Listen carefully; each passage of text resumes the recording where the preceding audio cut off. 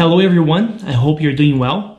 Today we will share the second part of the interview with the Canadian composer Allan Bell. And if you haven't watched the first video about his music and compositional process, I highly recommend you visit our website newmusicpaths.com and check it out, it's fantastic. Allan Bell teaches at the University of Calgary and he's a brilliant professor, and I learned so much from him when I was doing my master's degree there. So in this video, Professor Bell will share his thoughts on what Canadian music is and how we are part of that as composers and musicians. So come with me to the University of Calgary and let's talk to Allan Bell.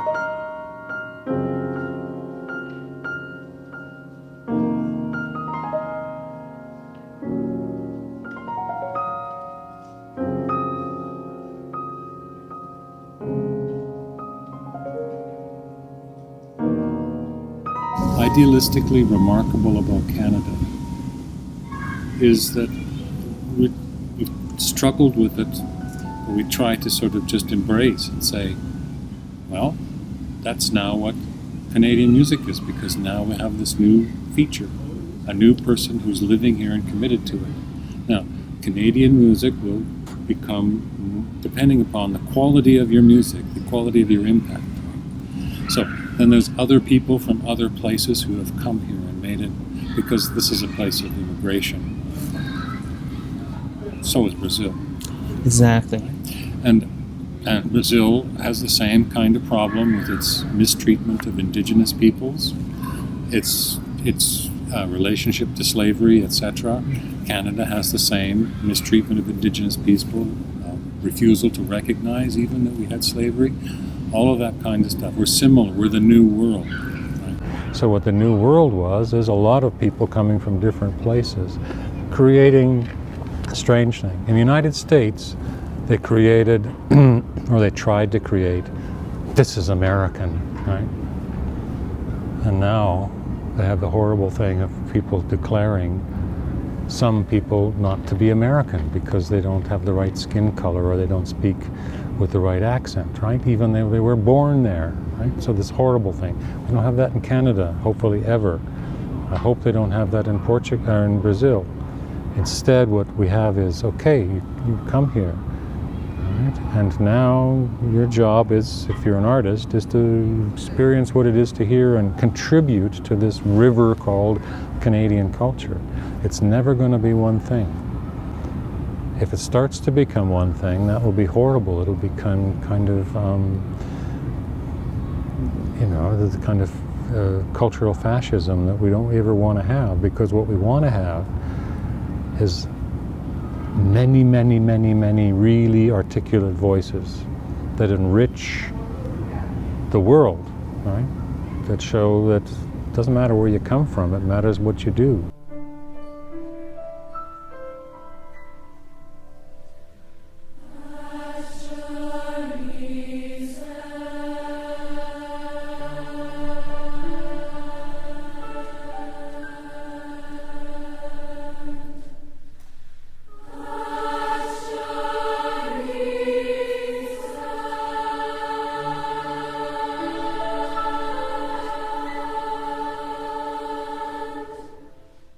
And we could trace in the thesis I wrote about that, like this specific region, like Portugal was there, very present, and also have like people from Nigeria, and then we have those awesome rhythms mixed with some like, and then becomes Brazilian music, which is what? It's everything that is in there, living there. And so in that sense, I see like Canadian music, like I can see like how I'm part of that now. I've been here for quite a few years now. What you don't want is some despot in Brazil to come along and try and narrow the field, right? This is what's truly Brazilian, everything else is not, right? No. The same as we don't want a despot here who says this is what's truly Canadian, everything else is gone. I'm sorry, because what that'll mean is unthinkable.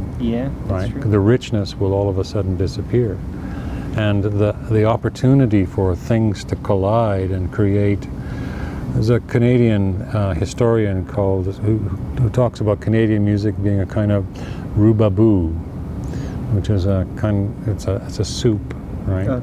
It's an old-time soup, and she's saying it's not a soup where everything goes into it, right? It's a soup where someone puts this in and someone puts that in, and that creates something, and that has a special flavor.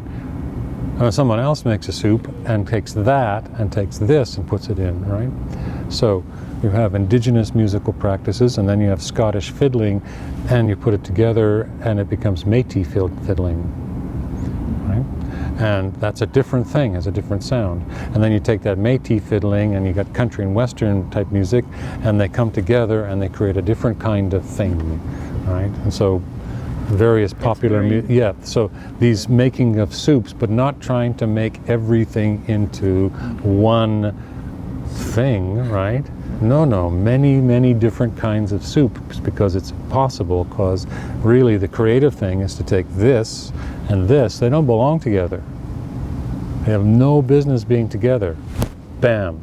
You put them together and you say, okay, now what happens? And there's an energy, there's a friction, and if you're a creative mind, you make something. Right? So that in a sense is what you want to make sure is still happening, that all these different things are occurring. Right? Some of them are totally uninteresting. Some of them are magical beyond belief. Right? So does it matter? No. Because the magical things will rise up, the not so magical will just become, the sort of humus out of which something else magical will arise, right? If we think of organically.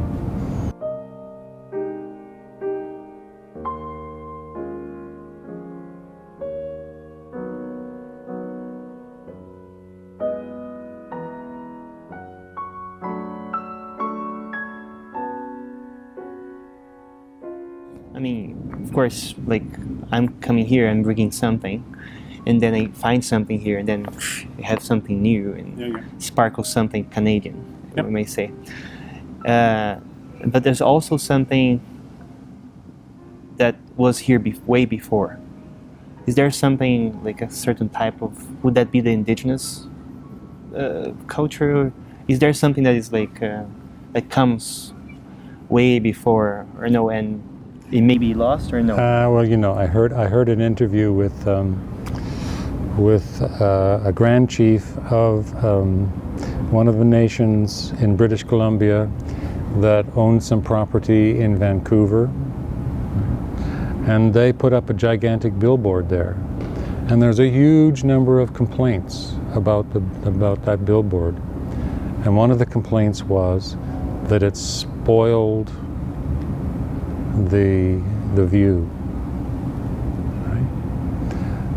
And the Grand Chief said, seems to me that happened a long time ago, right? So the question is, what is it you're trying to preserve, right?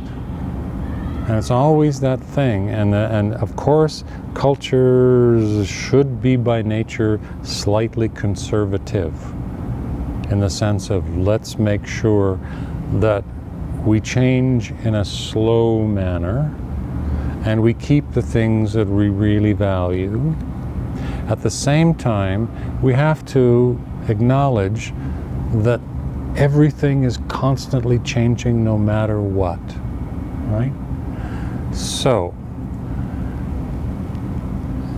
the most egregious, or the egregious example of all of this is the white person like me who gets annoyed because there are now a whole bunch of South Asian, East Asian, South American people in his neighborhood, right?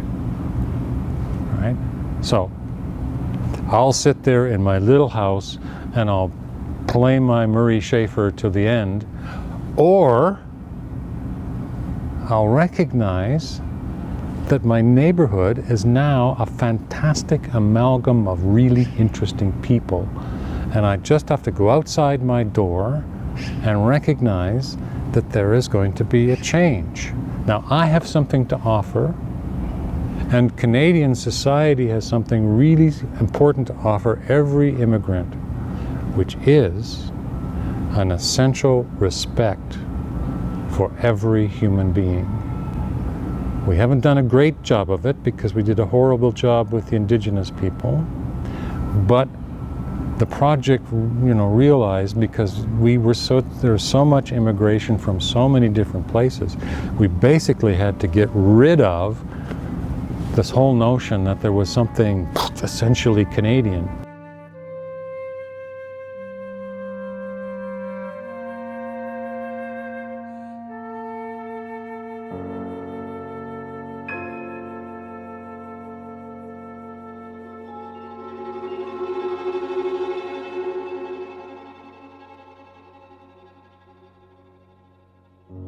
I coached baseball, and my daughter's baseball team had a Pakistani daughter, a girl, and a Hindu girl.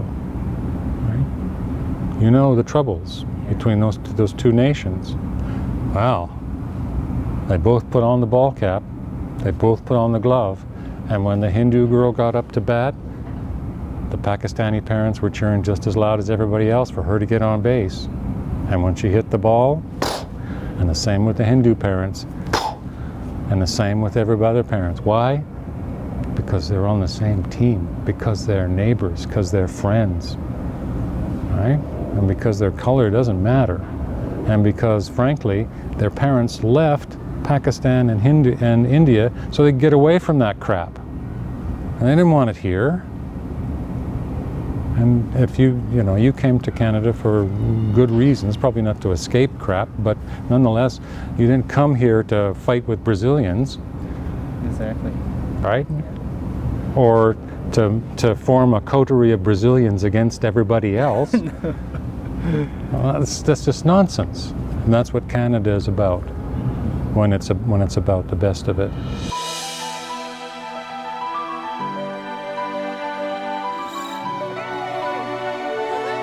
What music paths are being explored today?